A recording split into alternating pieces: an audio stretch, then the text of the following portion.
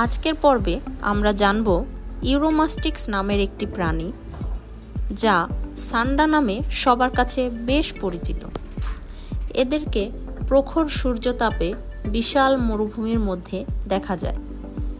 এদের শরীর ধূসর, শক্ত এবং এরা সাপের মতো দ্রুতগামী।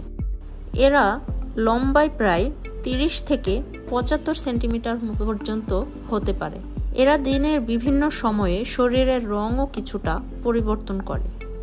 ওজন হতে পারে 1 থেকে 2 কেজি পর্যন্ত। এদের লেজ কাঁটাযুক্ত, মোটা, যা তাদের আত্মরক্ষার সবচেয়ে বড় অস্ত্র। ত্বক শক্ত, মোটা ও খসখসে।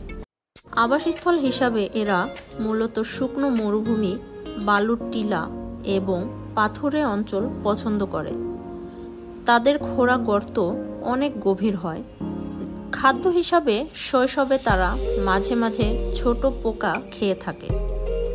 এছাড়াও তারা মরু অঞ্চলের কাঁটাযুক্ত গুল্ম, শুকনো পাতা, বীজ ও ফুল, ক্যাকটাস জাতীয় উদ্ভিদ ইত্যাদি খেয়ে থাকে। এরা দিবাচর প্রাণী।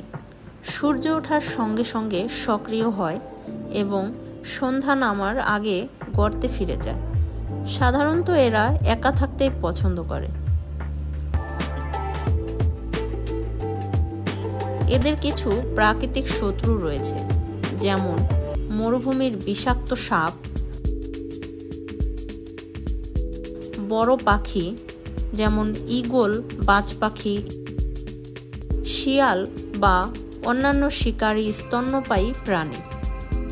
ইউরোমাস্টিক্স কেবল একটি সরীসৃপ নয়, এটি মরুভূমির বৈচিত্র্যের এক অবিচ্ছেদ্য অংশ।